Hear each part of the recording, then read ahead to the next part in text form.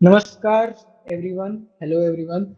मेरा नाम है समर श्रीवास्तव और हमारे साथ हैं कनिष्क मिश्रा एंड कृष्ण सुब्रमण्यम। एंड हम आप सभी का स्वागत करते हैं आई एम आर्काइव्स के सेकंड एपिसोड में।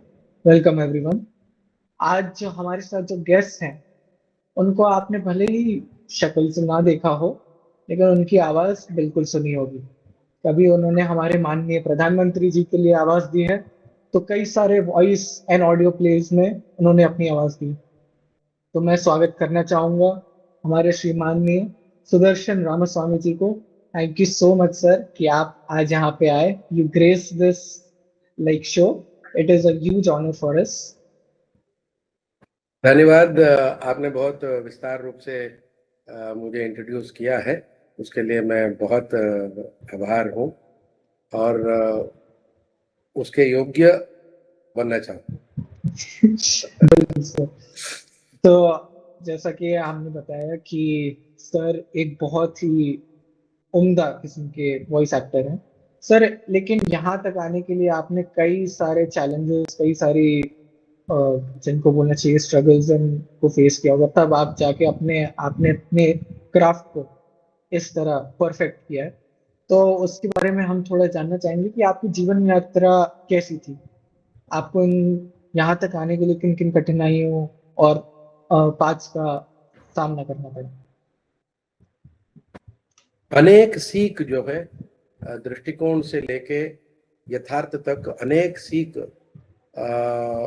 अगर विशेषकर किसी कालखंड में देखा जाए, वो सब ये पिछले 10 सालों में हुआ। कठिनाई को कठिनाई देखेंगे तो वो कठिनाई ही रहेगा। अगर कठिनाई को एक जो भी संदर्भ है या कठिनाई है, उसको कैसे हम एक अपॉर्चुनिटी, मतलब डिफिकल्टी टू अपॉर्चुनिटी, तो ये सीख माननीय प्रधानमंत्री उन्होंने खुद अपने जीवन में उतारा है, उन्होंने दिखाया है, करके दिखाया है। तो संकट को संदर्भ में बनाना, ये भी मैंने इसी कालखंड में सीखा। और जब मैंने ये इस आकाशवाणी में ज्वाइन किया था, उसके पहले 5 साल का मैंने दर्शन शास्त्र उसमें किया। तो चाहे वो बीए हो, एमए हो, और एमए में मेरा गोल्ड मेडल मिला है मद्रास यूनिवर्सिटी में। उसके बाद कुछ फौज में भर्ती होना ही मैं चाहता था, हो नहीं पाया क्योंकि यूपीएससी को पास किया पर एसएसबी में फेल हो गया। मैं अंडर ऑफिसर था कॉलेज में, इसके बावजूद भी, और एक विशेष कैंप भी रखा गया था, उसमें भी मैं चुना गया और बोला गया कि 22 लोग में तमिलनाडु में से जितने लोग 22 लोग गए उसका नेतृत्व किया और उसमें उत्तीर्ण भी हुआ। मतलब he is fit to join army as an officer, ऐसा मुझे प्रमाण पत्र भी दिया गया। बावजूद इसके कुछ कारणवश, हमें पता नहीं है, मैं उसमें भर्ती हो नहीं पाया। उसके बाद एयर इंडिया में 3 पड़ाव थे। 2 पड़ाव में मैंने उत्तीर्ण हो गया। तीसरा जो पड़ाव था उसमें मुझे एक हमारे पारिवारिक मित्र के मित्र हैं, वो वहां पहुंचे हुए इंसान थे।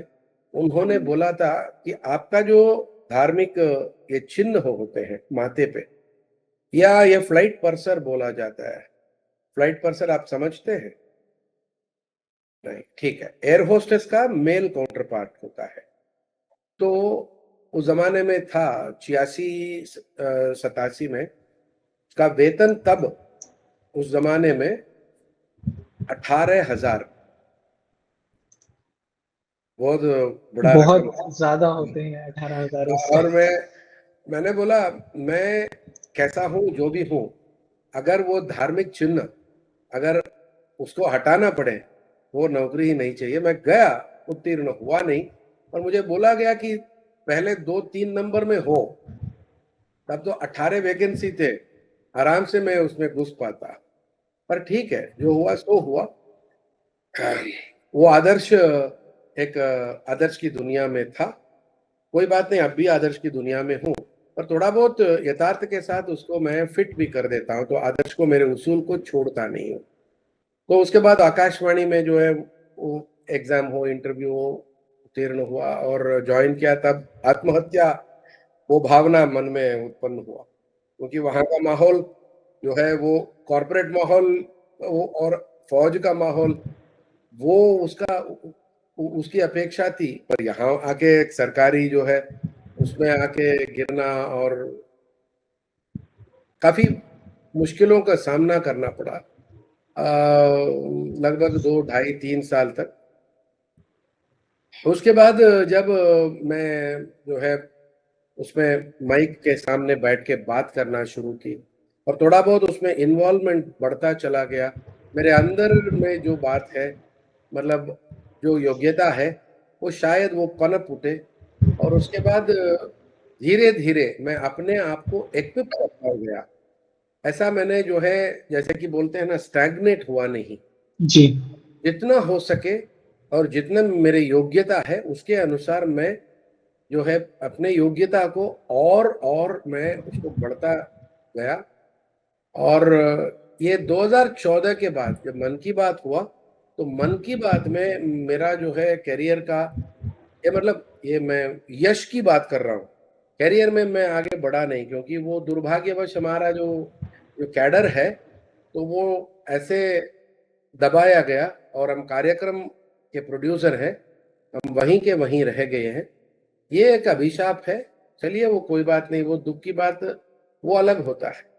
अब अपने निजी जीवन में करियर जो बोलते हैं, तो उसमें आ, हमारा जो उद्देश्य था, मोदी जी को जो हिंदी तमिल भाषी हैं उनके यहाँ लेके जाना, और इसका और एक साथ साथ हमने 2015 में ये 15 लाख हर आदमी के, हर नागरिक के खाते में डालेंगे, ऐसा एक अफवाह जो है फैलाया गया, वो तमिलनाडु में बहुत प्रबल है, क्योंकि पहले से यहाँ के लोगों को तमिल के अलावा और कोई भाषा, अंग्रेजी भी ठीक तरह से मालूम नहीं है, तमिल भी ठीक तरह से मालूम नहीं है।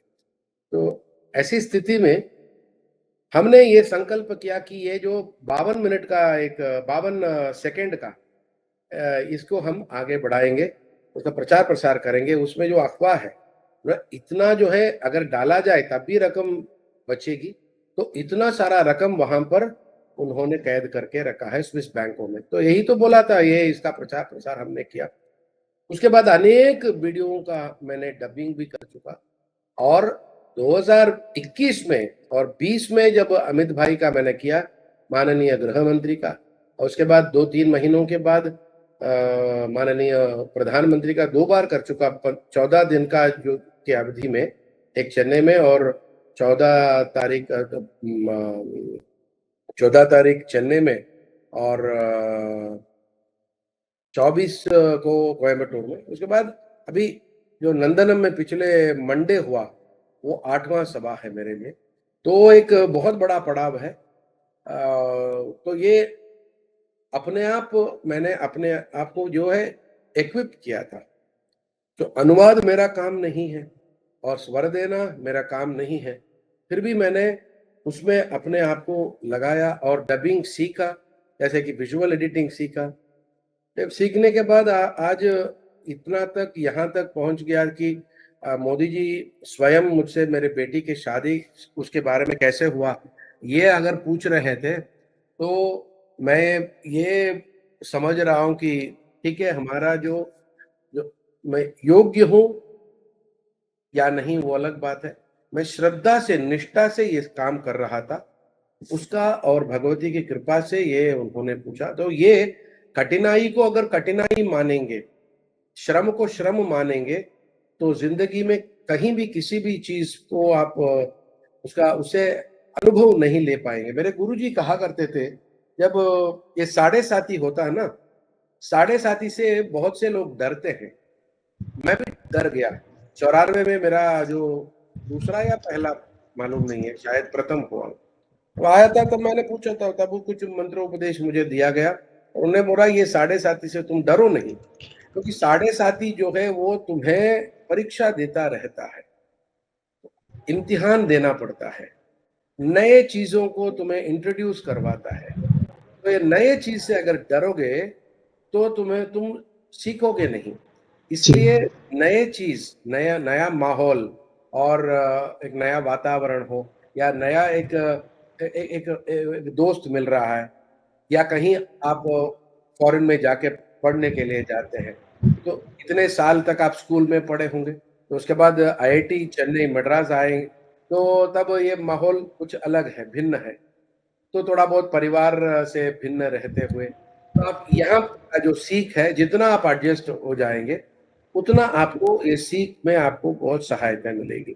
वैसे ही ये साढ़े साथी अनेक अनुभवों का जो भंडार है आपके सामने बिछाएगा, तो उसको लेके आप कैसे उससे कितना सीख पाएंगे। अनुभव को केवल अनुभव माना है, इसका मानना है, संकट नहीं मानना है। तो ये दृष्टिकोण में अगर कुछ बदलावट तुम ला सकते हो, तो साढ़े साथी से बड़ा कोई सहायता करने वाला मित्र नहीं है। तो धनी होंगे, अनुभव के धनी होंगे 7.5 साल के बाद। तो ये सीख जो है, तब 94 में जो उन्होंने मुझे उपदेश दिया, वो आज मैं देख रहा हूँ, मैं सोच रहा हूँ, उसका मनन कर रहा हूँ, तो बहुत फायदेमंद है। तो मैंने सोचा कि आपसे ये शेयर किया जाए। तो संकट को कभी संकट नहीं मानना है, उसको संदर्भ में बदलना है, जो मोदी जी ने कोरोना के कालखंड में या अनेक चीजों में उन्होंने करके दिखाया। तो मेरे गुरु जी के उपदेश और इनका जो है जीवनी को देख के मैं ये सोच रहा हूँ कि मुझे मुझे भी ऐसा ही करना है, और मैं जितना हो सके मेरे योग्यता के अनुसार मैं करने के जो है प्रयत्न कर रहा हूँ। ऑडियंस को बताना चाहूंगा कि देख लीजिए, सर के पास इतना ज्यादा ज्ञान का भंडार है कि पहले क्वेश्चन में ही आपको एक और सीख मिल गई कि हमें कभी भी कठिनाइयों को एक नेगेटिव आउटलुक के साथ नहीं देखना है, उसको एक एक्सपीरियंस मान के उससे सीखना है और उस सीख को ग्रहण करके आगे बढ़ना है। Thank you so much sir. मैं ये पूछना चाहूंगा आपसे कि आप ऑडियंस को बताएं कि आपका जो कार्य क्षेत्र में आप अपने पद के बारे में और अपने कार्यभार के बारे में थोड़ी सी और प्रकाश डालने की कृपा करें। हाँ, ये हम कार्यक्रम निष्पादक हैं, उसके पहले प्रसारण निष्पादक थे, फिर कार्यक्रम निष्पादक हैं लगभग 22 साल से। तो ये तो मैंने बोला मेरा करियर जो है, हम लोगों का करियर टफ हो गया, तो ठीक है, वो अलग बात है। पर इसमें जो है ना, हम लोगों को ये इसमें जो तृप्ति मिलती है ना, वो हमारा जो निराशा है, जो करियर से जो मिला है, तो उसको ये सांत्वना कर देता है, उसमें एक समन्वयता लाके हमें दे देता है। तो ये है, तो हम कार्यक्रम बनाते हैं, कोई किसी कार्यक्रम, किसी से भेंट वार्ता हो, किसी का वार्ता हो, या कोई नाटक हो, या कोई या संगीत का एक मंच में किसी आर्टिस्ट को, कलाकार को उसमें भाग लेने के लिए आमंत्रण देना हो, तो ये सब जो है ना, कला और शिक्षा के जो है उसमें हम कार्यरत हैं। जी तो देखिए, आपका जो है वो माइक्रोचिप शक्ति है ना। हाँ, जी शक्ति के बारे में आपके जो निदेशक हैं वी कामकोटि जी, और उनसे 2-2.5 साल पहले, या हो सकता है 3-3 साल पहले भी हो, तो हमने इंटरव्यू ले लिया। तो ये उन्होंने जो बताया, हमने जो है ऑडियंस, श्रोताओं तक उसको पहुंचाया। तो यही हमारा काम है। तो ये हमारे लिए जो है ना, शिक्षक जैसा होता है, हमारे लिए बहुत गर्व की बात होता है कि हमने जो है लोगों के जो प्रयोजन के लिए, उनके फायदे के लिए हमने कुछ काम किया है। तो ये जो है, ये हमें तृप्ति इससे मिलती है। यही काम से हमें काम से जो निराशा, मतलब करियर से जो निराशा हुई हो, उसका जो समन्वयता ये लाता है हमें। तो यही हमारा काम है। अगर भेंट वार्ता हो या वार्ता भी हो, या हम नाटक के माध्यम से भी हम एंटरटेनमेंट भी, मनोरंजन भी करते हैं, उससे जो संदेश भी हम देते हैं, या जिंगल हो, प्रोमो हो, उसमें जितने छोटे से छोटे समय में, मान लीजिए 5 या 10 सेकंड में भी, या 1 मिनट के अंदर अंदर हम किसी मैसेज को हम पहुंचा सकते हैं। जैसे कि फिर एक बार मैं आपके निदेशक के बारे में मैं बोलूंगा। उन्होंने जो, वो आपका जो क्या है, आरोग्य सेतु ऐप, जी। हाँ, उसमें उनका जो है 65 या 62 लोग उसमें भाग लिए हैं, उनका योगदान है। उनमें से बहुत प्रमुख है कामकोटि जी का। उसमें भी हमने उनका जो है ये बना के 20-30 सेकंड आज पूछा है इलेक्शन के बारे में, आप कृपया मुझे छोटा सा 15 सेकंड या 30 सेकंड का बना के दे दीजिए, तो हम प्रसार प्रसार करें। तो ये आज वॉइस मैसेज भेजा हूं उनको। वैसे ये जो है ये काम जो है लोगों के लिए जितना हम मनोरंजन हो या फायदेमंद समाचार हो या टिप्पणी हो या आपका जो ये है डॉक्टर है, डॉक्टर महाशयों से हम मिलके हम के जो है वार्तालाप का जो भाषा है में जो प्रचलित है, जो बीमारी प्रचलित है या आम बीमारी हो या कैसे हमारा जो रक्षा किया जाए, तो ऐसी जो बात है तो इसके बारे में हम जो टिप्पणी है या खबर है, समाचार है, वो प्रचार प्रसार करते हैं। तो यही हमारा काम, प्रचार प्रसार का काम, समाचार और जो लोगों को जो प्रयोजन मिलता है वो सबका हम प्रसार करते हैं, हम प्रसारक हैं। जी सर, जैसे कि आपने अभी अपने आपने कार्य क्षेत्र पर थोड़ा प्रकाश डाला और आपने अन्य विषयों पर भी थोड़ा प्रकाश डाला, जैसे आपने आरोग्य सेतु ऐप के बारे में बताया। तो इसमें हमारे दर्शक कई बार इच्छुक होते हैं, ये जानना चाहते हैं कि अन्य प्रयोजनों के नेपथ्य में क्या चलता है। जैसे बैक स्टेज में जैसे आप कोई प्रोग्राम डालते हैं, प्रसारित करते हैं उसको आपके आकाशवाणी केंद्र से, तो उन प्रोग्रामों के बैक स्टेज में क्या आपके प्लान्स होते हैं, आप क्या सोचते हैं और आपका क्या प्रोसीजर रहता है, आप किस तरीके से उसको करते हैं, उसकी तरफ अग्रसर होते हैं। तो आप इस पे जरा प्रकाश डालें कि नेपथ्य में क्या चलता है किसी सक्सेसफुल प्रोग्राम के एग्जीक्यूशन के। ये होता है क्वार्टरली स्केड्यूल होता है हमारा, मतलब तिमाही, हर 3 माह का एक स्केड्यूल होता है कि हमारा जो, मान लीजिए हमारा कार्यक्रम साप्ताहिक है, मैं अंग्रेजी वार्ता देखता हूँ, तो उस कार्यक्रम साप्ताहिक है, तो एक तिमाही के लिए आपको कितने कार्यक्रमों की जरूरत है? 13 कार्यक्रम। तो 4 सप्ताह उसमें आपका जो सोमवार हो या मंगल हो, किसी भी दिन आप प्रसार मान लीजिए सोमवार हो, तो एक तिमाही में आपको 13 ये जो है ये सोमवार मिल जाएंगे। तो 13 कार्यक्रम के लिए आपको 15 या 16 कार्यक्रम का प्लानिंग करना पड़ेगा, क्योंकि आपका हर प्लान जो है वो खरा नहीं उतरेगा, वो साकार नहीं होगा। आरोग्य सेतु मान लीजिए, आरोग्य सेतु अगर वो शीर्षक हो, जो प्रसारण के लिए जो शीर्षक हो, उसमें आरोग्य सेतु मतलब क्या होता है, तो उसका जो है क्यों करने वाले, तो उसका 2-4 लाइन में उसका सिनॉप्सिस देना पड़ता है। उसका स्कोप है ना, स्कोप तो डायरेक्टर को समझना चाहिए कि क्या किस किस चीज पर ये बात करने वाला है और कौन है उसका एक्सपर्ट और कौन है। अगर वो टॉक है तो ठीक है, वो दे देगा। अगर वो इंटरव्यू है तो कौन इंटरव्यू है। अगर वो डिस्कशन है तो डिस्कशन मतलब 3 और 3 से अधिक, तो उन लोगों का जिक्र करना पड़ता है। पर ये डिटेल की बात नहीं, उनका अता पता वो सब उसकी जरूरत नहीं है। और उसके बाद जब लेआउट के जो है ये अप्रूवल हो जाता है, तो लेआउट जो माहिक होता है, हर मास का जो है ना, मतलब अगर अप्रैल का मुझे सबमिट करना है, मार्च में सबमिट कर दूंगा, तो उसमें पूरा का पूरा डिटेल होगा जो आता पड़ा है, तो वो कब आया था इसके पहले, क्योंकि हमारा एक कानून है कि 3 महीने के अंदर अंदर किसी आदमी को दोबारा बुलाया नहीं जाए। 3 माह में एक बार, मतलब साल में 4 बार के अधिक, उससे अधिक किसी को बुला नहीं सकते, स्पेशल परमिशन लेना पड़ता है डीजी से।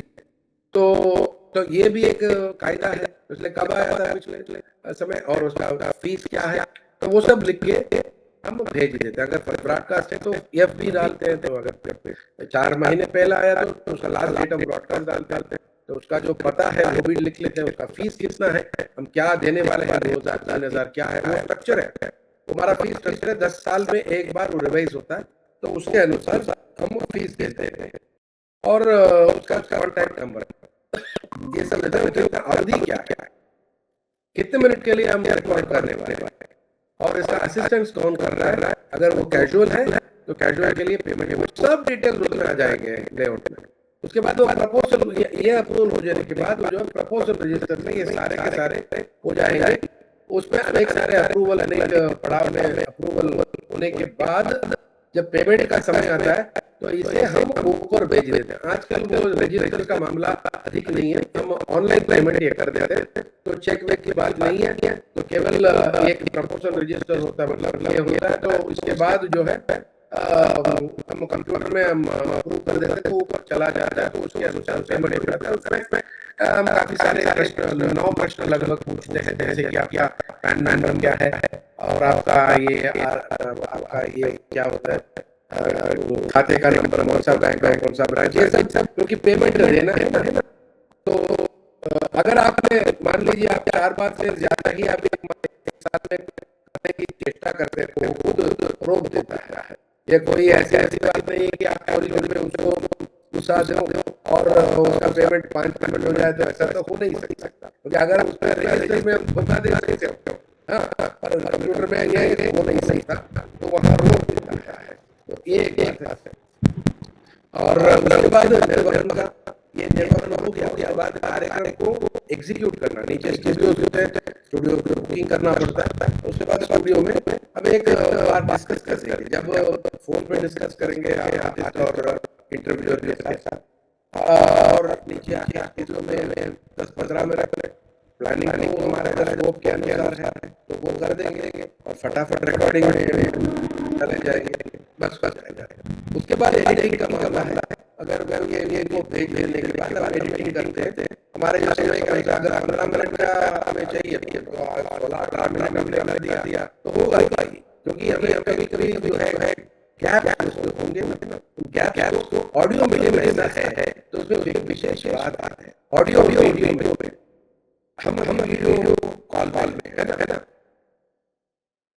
अब जो मैंने किया है, ये जो बकवास है ये स्वाभाविक, क्योंकि इसमें विजुअल पैरामीटर दो पैरामीटर, एक विजुअल और दूसरा जो है ऑडियो। अगर ऑडियो मिस हो जाता है तो विजुअल पैरामीटर को करता है, तो आप जो फासला होता है, जो अंतराल होता है आपका, जो 2 सेकंड 3 सेकंड, वो आप महसूस नहीं करेंगे, अनुभव नहीं करेंगे, वैसे ही चला जाएगा। पर ऑडियो में ऐसा नहीं है, तो एक वाला कान का काम है। तो क्या होगा, एक जगह से अरे यार 2 मिनट करता हमने तो 3 सेकंड किया, लोग महसूस करेंगे, क्योंकि एक ही पैरामीटर है, तो इसलिए लगा था, क्योंकि एक ही जो है ये होता है साइंस और जो भी करना है उसके माध्यम से करना है। अगर मान लीजिए विजुअल में आप सोचते हैं, आप कोई आप ऐसे मेरा नाम क्या है, कोई टेंशन, कृष्णा जी आप सुब्रमण्यम जी क्या नाम क्या है, सुदर्शन, ऐसा मैं बोलूंगा और ये क्या हो तो स्वाभाविक नहीं होगा, जी काटना पड़े भाई तुम्हें बोलने वाले। एडिटिंग का काम ऑडियो में इसलिए होता है क्योंकि कुछ स्टैमरिंग होता है, या कोई गलत कारण होता है, या कोई गलत उन्होंने प्रस्तुति भी की हो, या उन्होंने बहुत से अधिक किए हो, तो उसको काट एडिटिंग जरूरत है। तो एडिटिंग करने के बाद क्लोजिंग और थोड़ा बहुत मिक्सिंग में म्यूजिक करके हम अपलोड करते हैं, कौन से सारे कौन से तकनीकों या कौन से समय में कौन से चैनल में हम अपलोड करेंगे। ये पूरी जो प्रक्रिया है ये प्रक्रिया हर कार्यक्रम का होता है। मतलब वाकया के लिए कुछ एडिटिंग तो बुनियादी है, पर उसमें अगर म्यूजिक और इफेक्ट्स का जैसे कि एक ऐतिहासिक नाटक बना रहे तो वहाँ नगाड़ा होता है और बेटे होते हैं और जो हाथी हैं, अब ये सब कैसे आप प्यार करेंगे, केवल और केवल ध्वनि के माध्यम से, स्वर के माध्यम से। तो घोड़ा का जो है दौड़ना और इसका छींकना, कोई कोयल कूदता है, वो सब जब जब हम इसके साथ साथ हम मिलाते हैं थोड़ा बहुत संगीत कहीं उसकी आवश्यकता जहाँ पर हो, तब ये नाटक जो है थिएटर ऑफ माइंड का जो मन है वो एक थिएटर होता है। उस मन का जो मंच है, उस मंच पे सारे के सारे जो पात्र अभी जीवित हैं और अपना डायलॉग देते हैं, तो आप उस कालखंड में आप उसको जीते हैं। तो ये रेडियो का एक विशेषता है। और एक विशेषता ये है कि अगर आप कोई सिनेमा देखते हैं या आप मतलब टीवी देखते हैं, तब आपका जो है पूरा ध्यान उसमें होता है। पर रेडियो में ऐसी आवश्यकता नहीं है। आप पढ़ते आप सुन सकते हैं, कोई बाधा नहीं। और खाना पकाते हैं तब भी सुन सकते हैं, कोई रोक नहीं सकता और कोई उसमें रुकावट नहीं है। आपका ध्यान तो भंग नहीं होता है ना। कुछ भी काम करिए, आपका थकावट को ये दूर भी कर देता है। कहीं रेडियो का जो है उसमें आपका कारवां है तो आप बजाइए, आप अपना काम कीजिए, तो कुछ आपको बाधा नहीं है, कुछ काम में रुकावट नहीं होता है। ये रेडियो की जो है, जैसे कि हमारे जो बहुत से श्रोता है जो ग्रामीण इलाकों में है, वो वीवर्स है, नहीं है ना जी करते हैं, तो वो लटकाते हैं, रेडियो को लटकाते हैं और अपना जो है वो हाथ में जो काम होता है, हाथ और पैर का काम होता है बुनाई, तो वो कर देते हैं। वो इतने जो है इतने कट्टर लोग हैं, हमसे ज्यादा हमने क्या बोला है, कहाँ हमने सांस ली है, यहाँ तक वो बोलेंगे। तो ये रेडियो का यही हम कार्यक्रम जो बनाते हैं, इसके पृष्ठभूमि में इतना जो है ये होता है, काम होते हैं उसी तरह।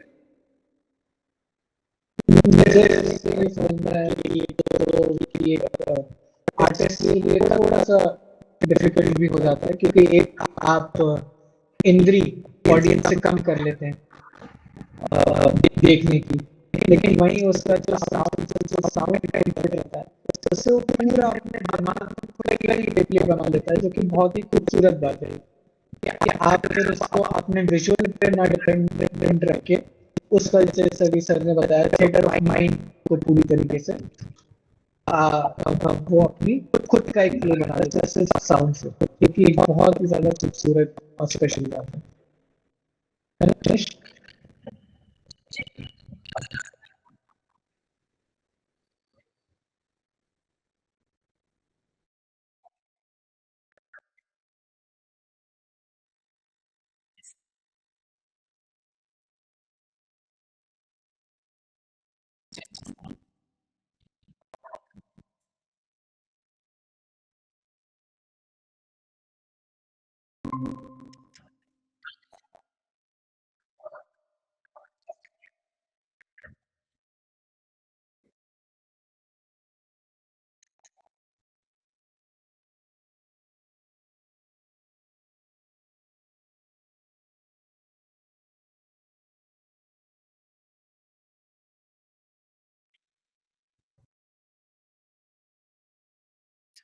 ये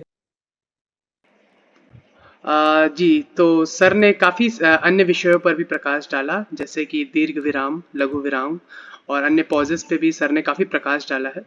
और सर ने एक सफल प्रयोजन के नेपथ्य में क्या चलता है, इस पर भी काफ़ी बारीकियों पर हमें प्रकाश डाला है। सर ने कभी काफ़ी विस्तार से बताया है, जो कि हमारी जनता को नहीं पता होती हैं। तो ये हमारे श्रोताओं के लिए काफ़ी लाभदायक हुआ इसकी जानकारी होना। अब सर मैं आपसे काफ़ी तकनीकी प्रश्न पूछना चाहता हूँ। मेरा प्रश्न, आप जो अनुवाद करते हैं, जो आप मन की बात या फिर कई अन्य हिंदी प्रोग्राम्स का तमिल में अनुवाद करते हैं, तो सर मैं उसमें ये जानकारी जानना चाहता हूँ कि शब्दावली का उसमें कितना महत्व होता है। अनुवाद जब आप करते हैं तो जो आप तमिल में शब्द बोलते हैं या फिर जो हिंदी के शब्द होते हैं उनको जब आप तमिल में बदलते हैं, तो उस चीज़ का कितना महत्व होता है श्रोता के भी दृष्टिकोण से और आप जो अनुवाद करता है उसके दृष्टिकोण से, इस पर कृपया प्रकाश डालें।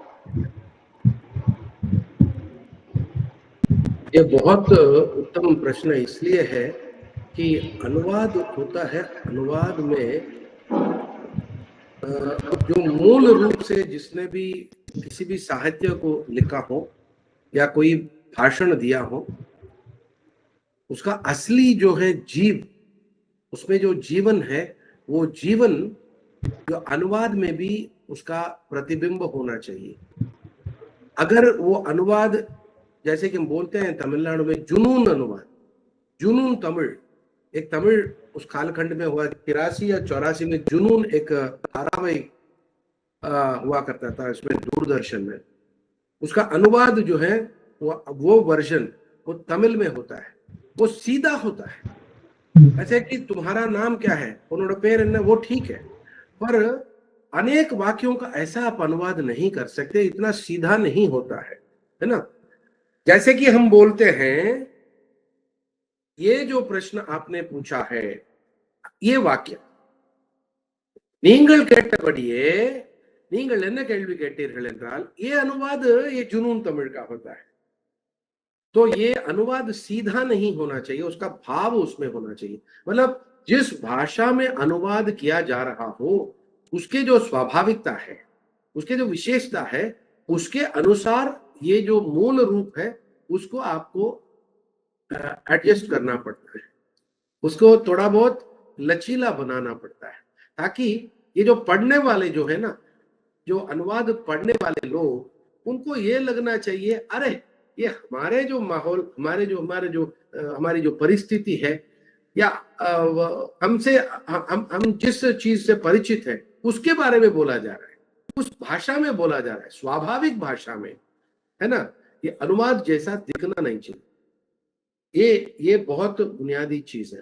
दूसरी बात यह है कि अनेक शब्द ऐसे होते हैं कि हिंदी में उसका अर्थ कुछ अलग है, तमिल में उसका अर्थ अलग है। मैं दो शब्द का जिक्र करूंगा। एक जो है चिंता, ये चिंता हिंदी में क्या होता है, व्याकुलता या मन में कुछ परेशानी, मैं चिंतित हूं, दुख है, कंसर्न है ना, ये कंसर्न का द्योतक है।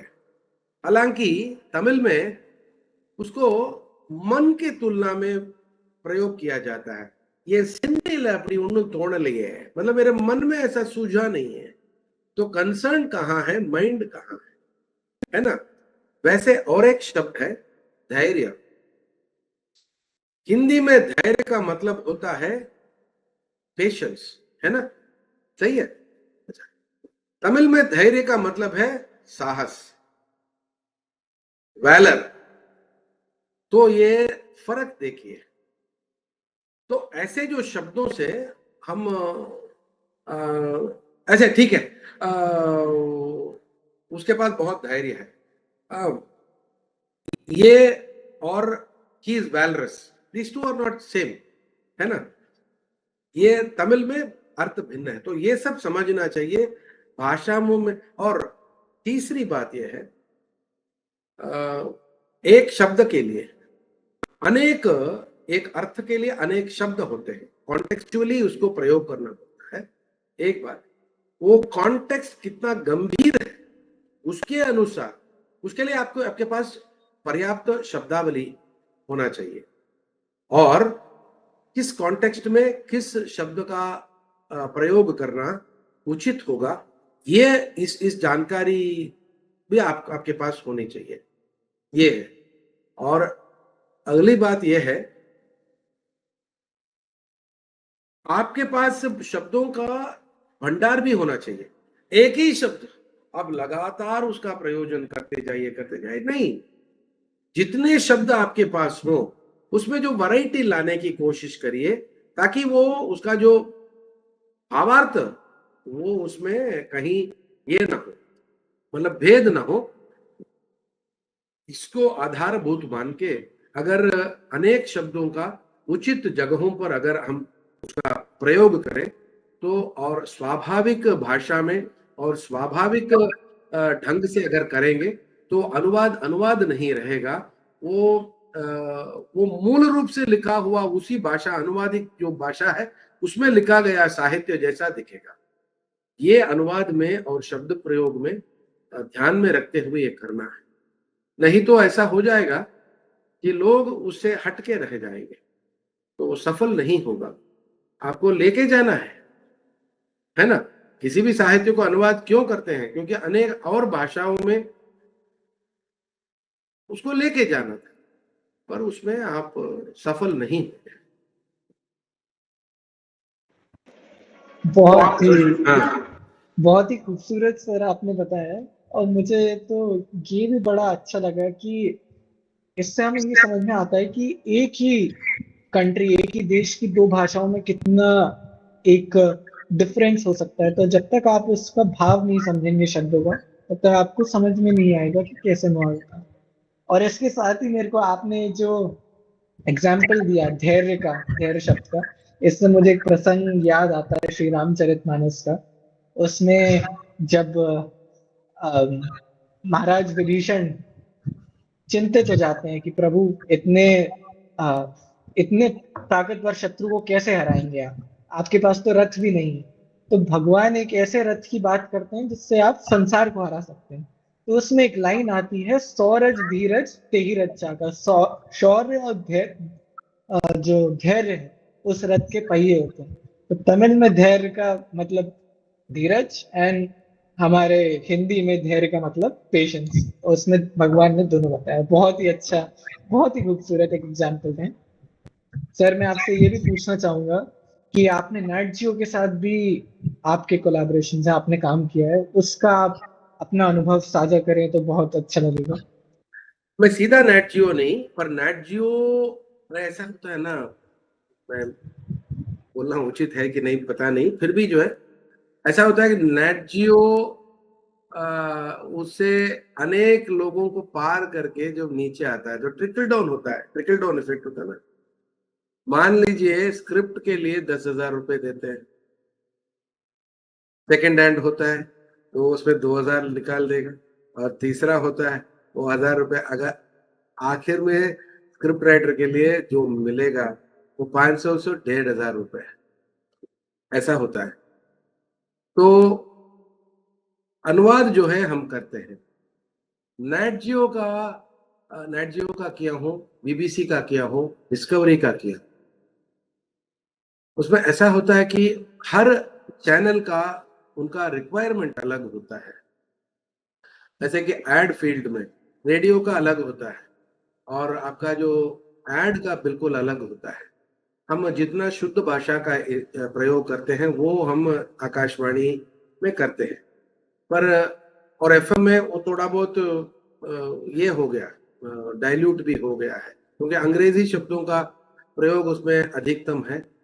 और नेट जियो में कहीं ना कहीं तकनीकी जो शब्द हैं उसको हम तमिल में अनुवाद नहीं करते। जैसे कि आपका जो घर में, ड्राइंग रूम में कैसा डिस्कशन होता है, कॉलेज में, स्कूल में कैसा डिस्कशन होता है, वैसे ही एक भाषा उनको चाहिए।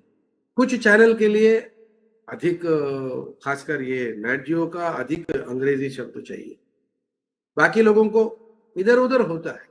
तो उनके रिक्वायरमेंट के अनुसार ये काम करना पड़ता है। उसमें साहित्य का कोई वैल्यू नहीं है। जैसे कि आप साहित्य अकादमी हो या कि कोई साहित्य को अनुवाद करते हैं, तो वैसा तो नहीं है। वो चालू भाषा है। केवल इतना ध्यान रखना है कि नरेटर का थोड़ा बहुत शुद्ध होना चाहिए, और जो वॉइस ओवर का और ये जो आर्ट, जो उसमें अगर कोई आके बात करता है उसके लिए थोड़ा बहुत चालू भाषा, और जो नरेटर होता है जो आगे आता नहीं है, वो केवल नॉन विजुअल होता है, उसके लिए थोड़ा शुद्ध रखना चाहिए, बस इतना ही है। और अंग्रेजी शब्द का ठीक है, हर चैनल में थोड़ा भिन्न भिन्न, किसी को अधिक चाहिए, किसी को कम चाहिए, बस इतना ही। कोई नहीं कहता कि मुझे शुद्ध भाषा, जी सर। शुद्ध भाषा ही चाहिए। जी सर। जी सर, आपने काफ़ी खूब आपका नेट जियो का अनुभव बताया। सर ऐसे ही आपने एक आपका किस्से की बात आप कर रहे थे, ईरान वाला किस्सा। ज़रा वो वाला हाँ, किस्सा बताइए सर, वो काफ़ी मज़ेदार जान पड़ता है। नहीं नहीं, वो एक वाकई मजेदार ही है। मुझे 2012 में मार्च के महीने में उसके आसपास एशियन ब्रॉडकास्टिंग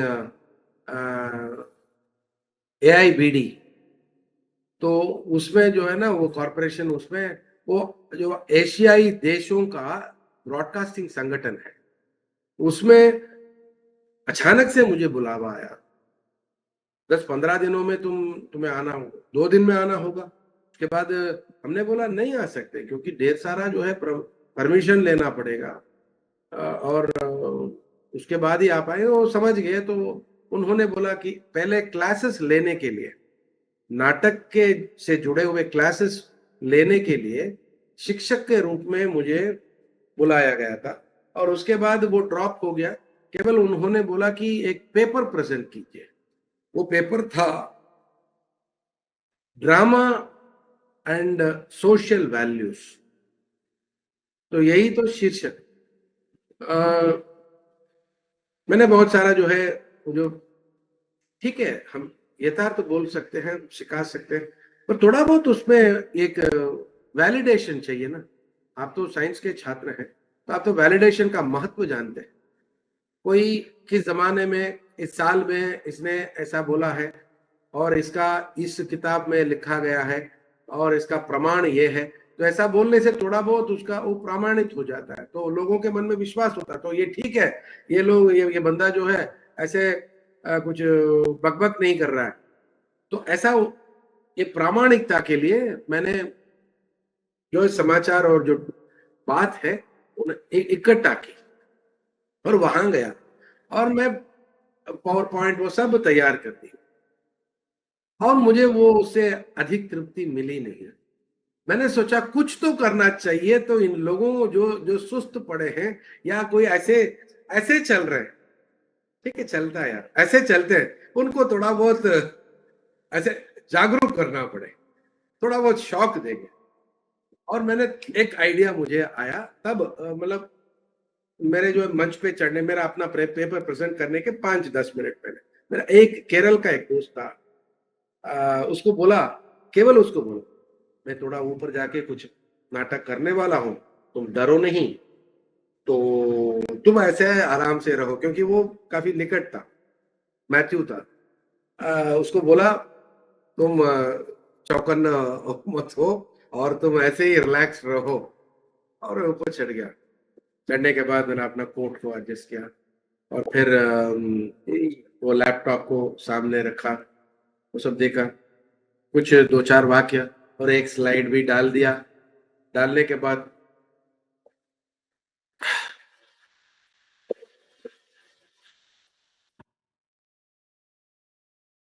ऐसा लोग समझने लगे कि मैं बहुत तनावपूर्ण हो गया, तनावग्रस्त है, और क्या कहे, और कोई आके दौड़ के बोलता है पानी दे दो, पानी दे दो, पानी कोई ला के देता, तो मैं उस पकड़ते ऐसे हाथ हिला हिला के मैंने पिया। उसके बाद बहुत ऐसा नाटक किया, 2-3 मिनट तक किया। उसके बाद मैंने बोला आप इतने चिंतित हो गए, truly they were very very affected, they thought something had happened to me. मैंने बोला आप चिंताग्रस्त मत होइए, मुझे कुछ नहीं हुआ है, मैंने ये साबित करने के लिए ये इतना सब कुछ किया है, नाटक का महत्व क्या होता है, कितने क्या किस हद तक हर आदमी को छूता। आपने सब कुछ भूल गया, आपने आपको यही एक ही लक्ष्य था कि बंदा कुछ सफरिंग में है, ये कुछ पीड़ा में है, उस पीड़ा को कैसे दूर किया जाए। तो मैंने बोला तो यही है नाटक का महत्व, यही है नाटक से बना सिनेमा। तो पहले जो है आपका जो है चौराहे में होता है, उसके बाद वो नाटक बना मंच, उसके बाद वो सिनेमा बना, तो ये बहुत सारे आपको सोशल चेंज, चाहे वो नुक्कड़ वाला एक छोटा सा ये हो, या सिनेमा हो, या आपका मंच का नाटक हो, अब बहुत सारा जो है अब सोशल चेंज लाया जा सकता है इसके माध्यम से।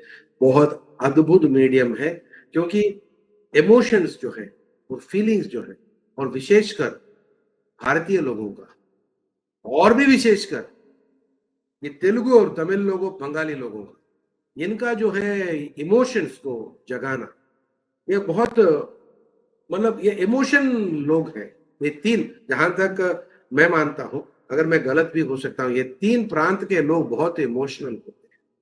तो इनके इमोशंस को ऐसे ही हम फायर करेंगे और अच्छे दिशा में लेके जाएंगे तो सोशल चेंज ऐसे ही हो जाएगा।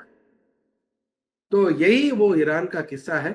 वो लोग उसके बाद में, ये बंदा जो है ना सामने बैठ के ये हंसता रहा। मैंने एक बार देखा, अगर मैं आगे इसको देखूं तो मैं भी हंस पड़ूंगा, इसलिए मैंने उसको देखा ही नहीं। मैं अपने आप जो है बाकी लोगों को देख रहा था और अपने जो लैपटॉप को देख रहा था, इधर उधर देख रहा था और टाई को ढीला कर रहा था। वो सब गया 2 मिनट, बस इतना ही है। तो यही वो ईरान का वो किस्सा, वो नाटक का, वो हिस्ट्रियोनिक्स का हम कितना लाभदायक समुदाय के लिए, समूह के लिए और देश और दुनिया के लिए कितना क्या नहीं कर सकते। वार्ता में नहीं होगा, वार्ता में एक हद होता है। तो मोदी जी जैसे कोई अगर आए तो ठीक है, पर बाकी हर जगह तो मोदी जी हो नहीं सकते। और संगीत की भी एक सीमा है। संगीत हो सकता है पर नाटक जैसा कोई नहीं, क्योंकि सरल एक मीडियम साधन है और आम जनता जो है ना उस तक पहुंचाने में कोई आपका जो ये मतलब आपका ध्येय है, आप जो कुछ लक्ष्य है, कुछ चीज बताना चाहते हैं, हाँ, उस विचार का प्रसार करना चाहते हैं, तो नाटक से उससे बढ़कर कोई मीडियम है ही नहीं। ये मेरा मानना है। इसको साबित करने के लिए ये नाटक मंच पे मैंने करके। जी सर। सर आपने एक वर्ड यूज किया है जो कि जब हम पिछली बार मिले तब भी यूज किया था, हिस्ट्रियोनिक्स। इसका क्या मतलब होता है? क्या हिस्ट्रियोनिक्स? हाँ, जी। हिस्ट्रियोनिक्स वो जो है ना मेलोड्रामा। जी। मेलोड्रामा, तो वो जो एक्टिंग जो होता है ना, उस स्किल को हिस्ट्रियोनिक्स बोलते हैं। ओके। अब अभी हमें दिख रहा है कृष्णा जी हमारे बड़े बहुत देर से चुपचाप बैठे थे। तो कृष्णा जी आपके पास थोड़े से प्रश्न है आपके लिए, और वो तमिल में है ताकि हमारी तमिल ऑडियंस भी जो हिंदी नहीं समझ सकते इतनी, वो थोड़ा लाभ उठा सके सर के नॉलेज एंड विजडम का। तो Krishna, you can go ahead. Yeah. So I think my voice is audible, na? Yeah. Okay. Sir, before going to the questions, I just want to say something. It doesn't feel like an interview for me. Like it doesn't feel like something big is happening. It is feeling like I'm talking to my father or something like that. Thank you. The amount of love you have for dramatics and stuff, it is really adorable, and it feels like we are talking to our friends and stuff, and it is really a honor for all of us. Thank you so much for that, sir. Thank you. It's pleasure is mine also, really. So and for you also, sir, vanakkam. வணக்கம். எப்படி இருக்கீங்க sir? ரொம்ப நல்லா இருக்கேன். அதுவும் இப்போ உங்களோட எல்லாம் பேசுறது எனக்கு ரொம்ப சந்தோஷமா இருக்கு. ஏன்னா ஐஐடி எல்லாம் ஒரு ட்ரீம். அந்த ட்ரீம் ஒரு இன்ஸ்டிடியூஷன்ல இருந்து எங்கூட பேசுறாங்க அப்படிங்கிறது it is something out of the world. I'm feeling so elated. இல்ல சார், நாங்க எல்லாம் உங்கள மாதிரி ஆகணும்ங்கிறதுக்காக தான் நாங்க படிக்கிறோம். அதனால தான் it is நல்ல நீங்க ஒரு ஃபியூச்சர் வந்து நல்ல எக்ஸலென்ட் பிரைட்டா இருக்கும். You are from IIT Madras. It has its own brand value. நல்ல சந்தோஷமா நல்ல எல்லாரும் நல்லா இருப்பீங்க. My son is also studying in IIIT Kanchipuram. He's going to finish it in about 2.5 months. He will be finishing his mechanical. Okay. சில Michigan and TU Delft, another university, another Carnegie Mellon எல்லாம் வந்திருக்கு. But anyway, so அவனுக்கும் IIT தான் ஒரு dream. But anyway, he got there and he wanted mechanical was his dream actually.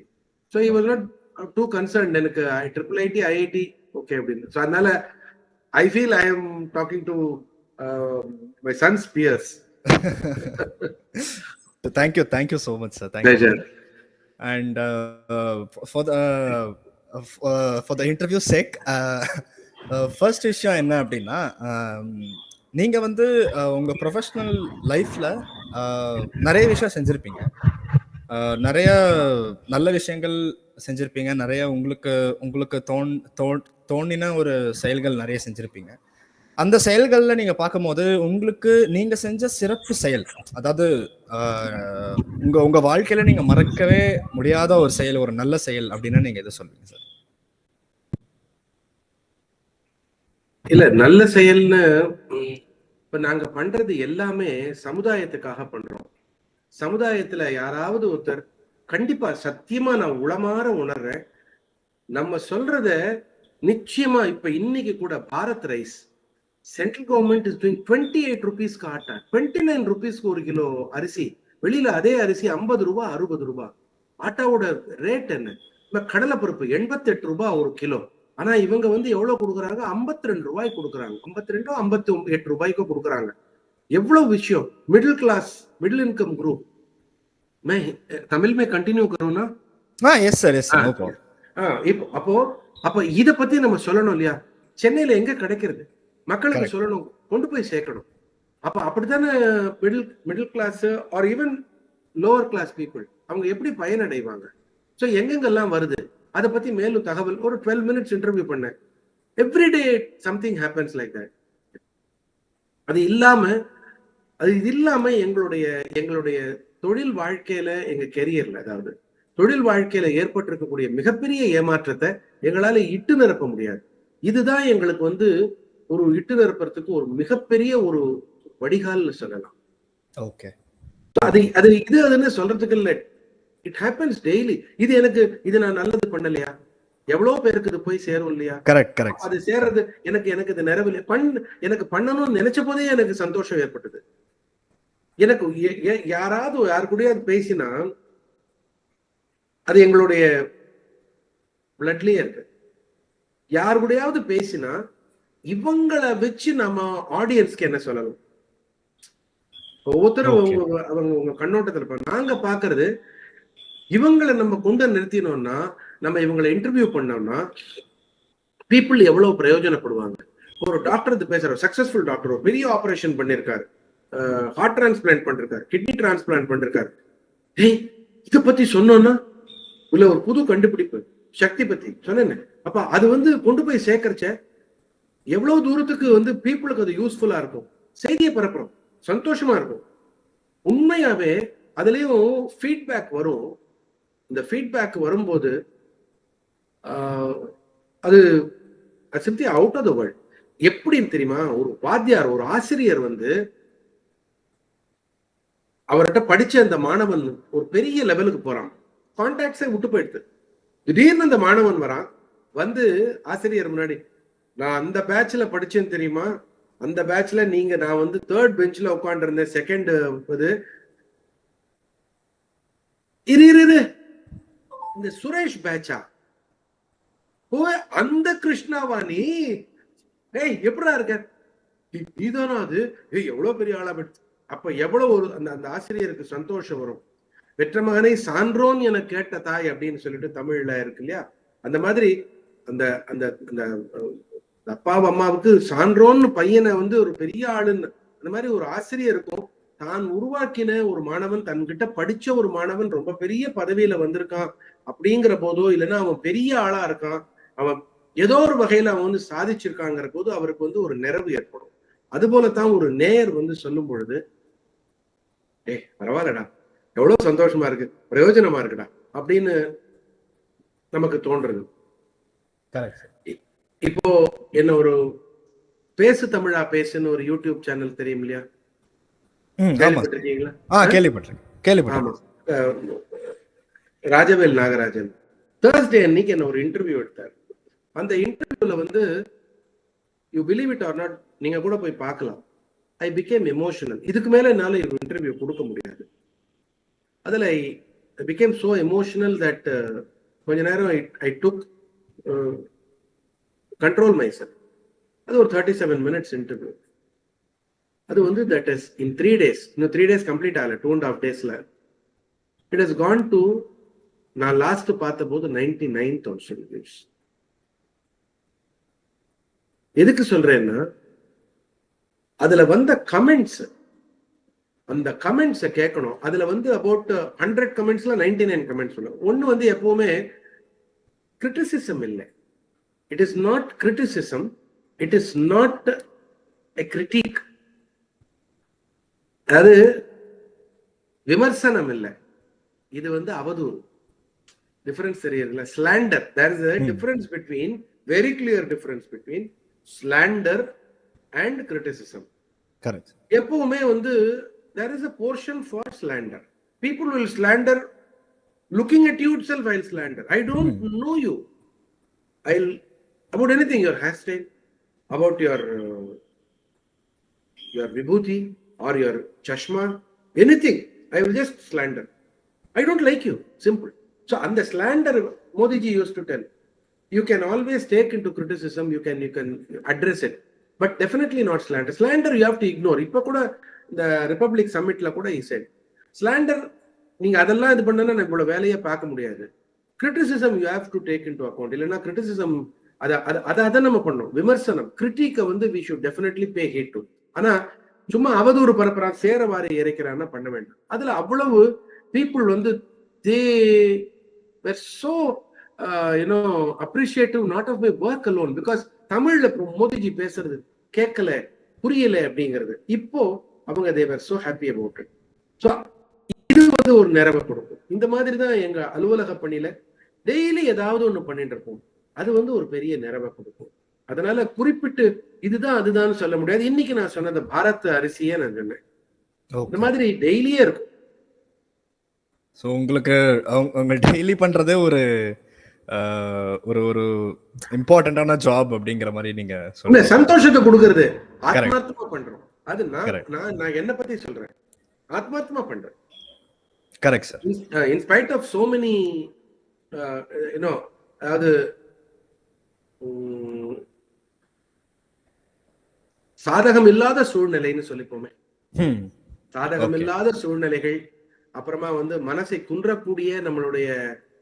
வைக்கக்கூடிய நம்மளுடைய தொழில் ரீதியான எதிர்காலம் 2.5 வருஷம் தான் இருக்கு. பட் இழப்பை பார்க்கும் பொழுது ரொம்ப தொய்வு வந்துடும். ஆனா அதெல்லாம் தாண்டி இந்த இது 4 பேருக்கு நல்லது இருக்கே அப்படிங்கிற ஒரு நிறைவு வந்து அதை இட்டு நிறைவு செய்யவே முடியாது. வேற எதாலையும் இட்டு நிரப்ப முடியாது.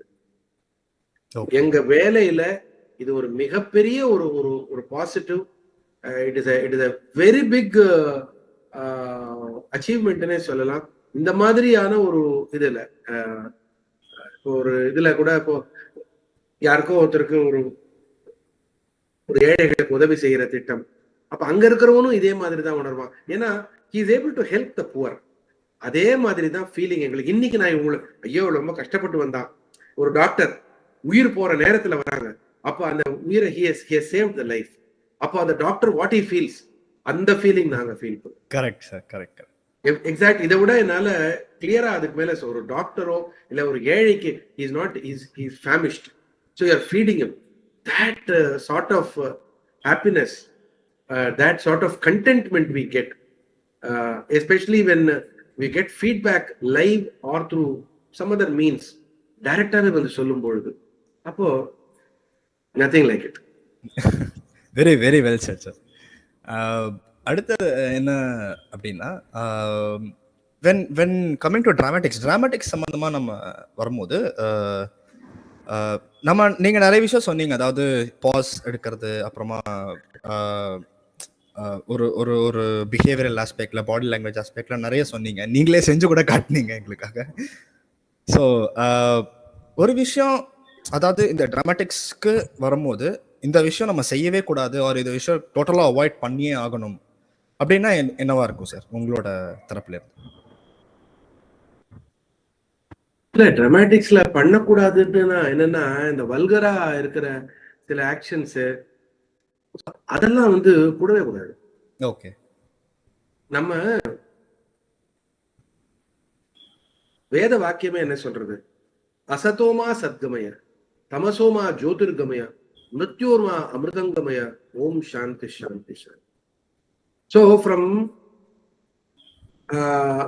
ignorance, asatoma sadgamaya, tamasoma, from darkness to light, Mrityorma, from death, mortality to immortality. இதுதான்.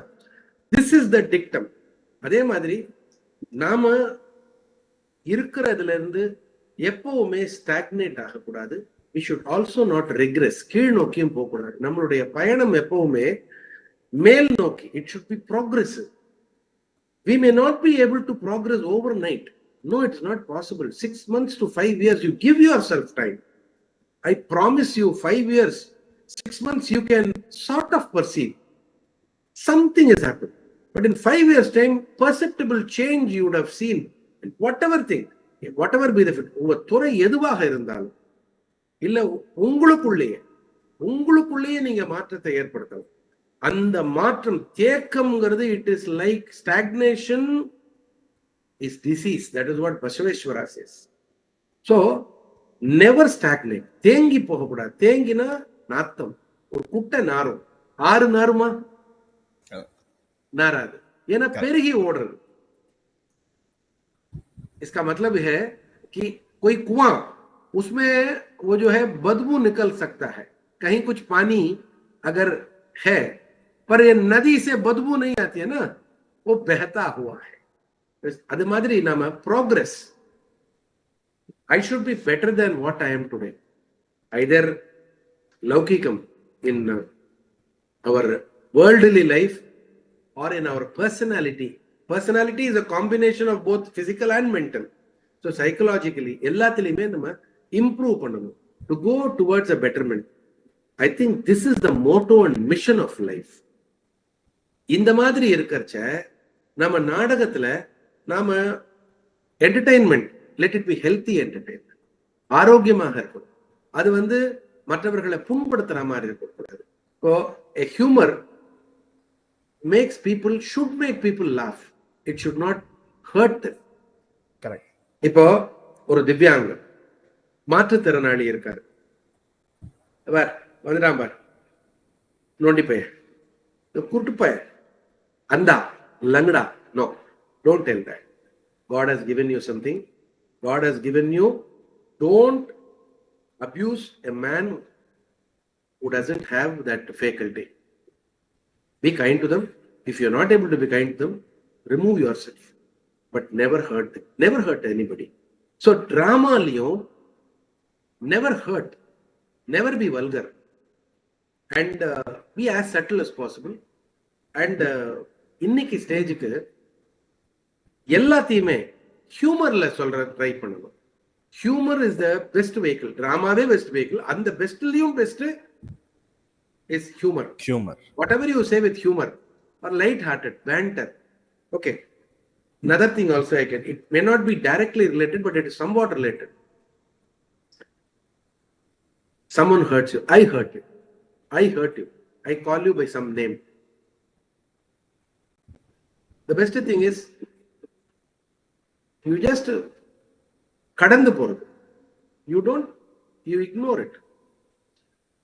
Because என்னோட intention, why I am hurting you, it is because to disturb you. You should be under your control. You should not allow me to take control of yourself. The moment you are affected, I control you. I decide the future course of action. What you will do, I have acted, you will react. I have affected you.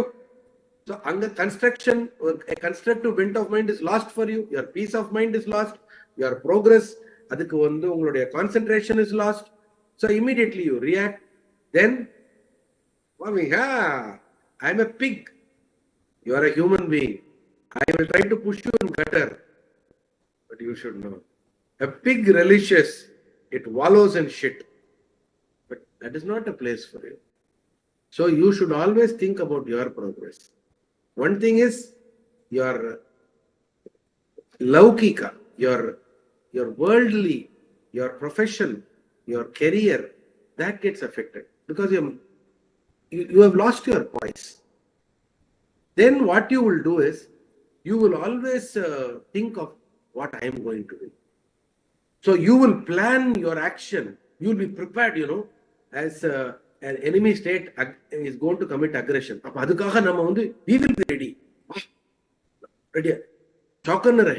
So that is not necessary. So all that effort, the time, energy, everything is wasted. I determine the course of your action, your mind. I take control of myself. Never do it. Oh. You take it as a mantra. Whatever. You just put it in your ears. You just put it in the corner of your mind. You think. Don't agree with me. Don't accept what I say. You keep on thinking. I promise you, if what I am saying is not the truth, I will take it back. I'll apologize. I'll correct myself, and I will correct my attitude as to how I should, shape my life. I am prepared. I am open for correction. Out of experience, I'm telling, never allow myself or anybody to determine who you are. நீங்களா இருக்கணும். அதனால you just ignore. It will be hurting, but it is only a matter of nididhyasana. Repeated practice. திரும்ப பண்ணிட்டே இருக்கும்போது automatically that becomes a swabhava. It may not fructify immediately, but you'll have to practice. Ilena, we are not human beings. What is the use of our rationality, reason? We'll have to practice. So keep on practicing. I promise you success. You will have success. So அதே மாதிரி தான் டிராமாலையும் நாம ஒரு ஹியூமரோட யாரையும் hurt பண்ணாத. Never hurt. அப்போ it could be plain humor. It need not even carry a message. நான் மெசேஜை கொடுக்கணும்னு சொல்லல. Even without a message, let it be just plain humor. But you can humor about yourself. See, now ஒரு technique ஒன்னு follow பண்ண. I'll share it with you. Let me do it in Englishல சொல்லட்டுமா? Okay, sure. Yeah, okay. No, I'm just ஒரு example தான். Krishna, now I'll take you as the, between you and me. Okay. Krishna comes with a ulterior motive of insulting Sudarshan. Krishna begins. Say the first step Krishna does is, hey, you are blabbering, man. What I will do immediately, what I will do, no? மச்சான் ரொம்ப கரெக்ட்பா. என்ன மாதிரி உலகத்திலேயே ஒரு முட்டாள் கிடையாது. There is no bloody idiot more than me. I am the worst idiot. If you rank the idiots by list, rank, I'll be the last one. But Krishna, his intention was to hurt me, insult me. Now Krishna is clean bold. He's bold, platinum bold. No, I am degrading myself. I am my ego. I am trampling it. This technique you follow. Someone comes to, decry you or insult you or call you, you are a worst thing. Why you are good. Thank you, Pa. நான் கூட நினைச்சிருந்தேன் my performance was good. Oh, it was awesome. Thank you. Just tell that and go. That bloody fellow, he will not know what to do, because he would never have, encountered such a reaction. A person talking ill about himself. So this is one technique I've been following the past, say about a decade or so. Earlier I used to get angry. No anger at all. In fact, I also laugh at myself. When somebody, that's a cruel joke on me. There are persons, because they're not able to, for various reasons, for their own, they have their own compulsions not to tolerate me. No reason at all. Even that could be. But I also join with them to criticize me, to make fun of me. So this is one thing. So even on the stage, you can make fun of yourself. Somebody makes fun, and that also. I'll tell you, the brat who was trying to pull you down, you will become that high, and this fellow will become, either he'll stagnate or he'll become a pygmy. I am telling you out of my own experience. People have tried to pull me down. People have tried to call me by names. People have tried so many things to denigrate me. I joined with them, and I kept on. It did not disturb me too much, or it almost at times it even did not disturb me at all. I would not say it did not disturb me totally. At times it disturbed, but then that was only for a few moments or few minutes. At times it did not totally disturb me. And actually, by God's grace, with all humility, I'm telling you, I have reached a certain height wherein I'm able to at least share the stage with the Prime Minister. And you see, the world's one of the most powerful Prime Ministers and one of the most powerful, the most powerful Prime Minister of India. 8 platforms I have shared with you. Half an hour lecture, half an hour talk is a what do you call address. So you add it, it will be 4 hours totally, right? 8 platforms, 4 hours. In that 4 hours,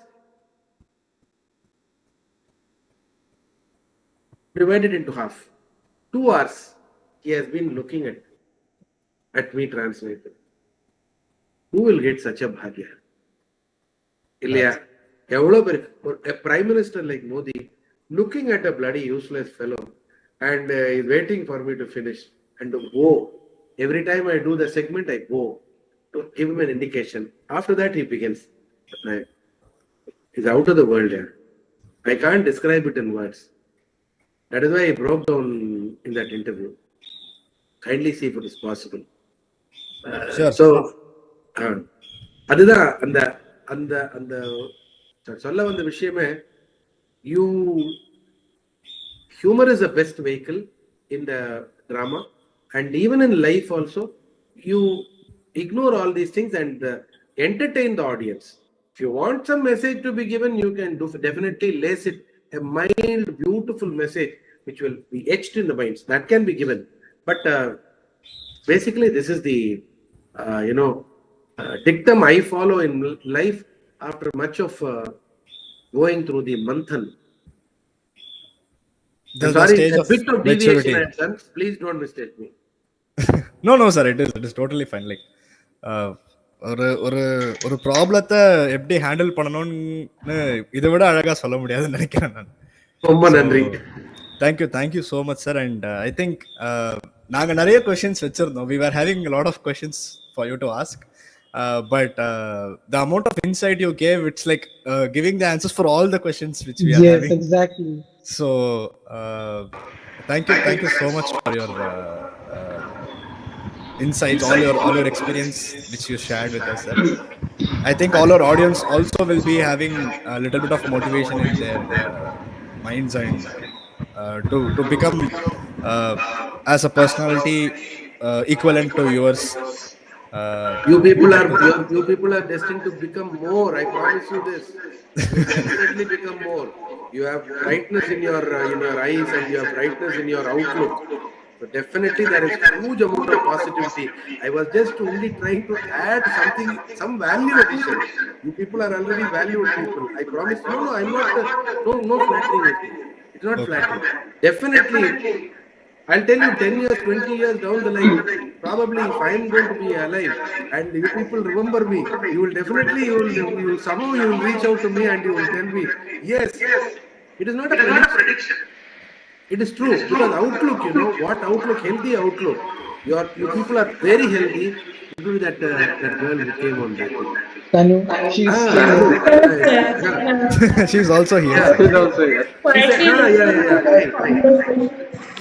Sorry, I forgot. She was talking about your series about Shivratri.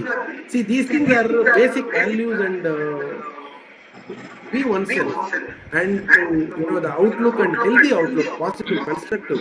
So these things are what that is what triggered what I said. You people definitely you will reach greater heights, and you will be far better than what you are now. Out of experience. Thank you, sir. Thank you so much, sir.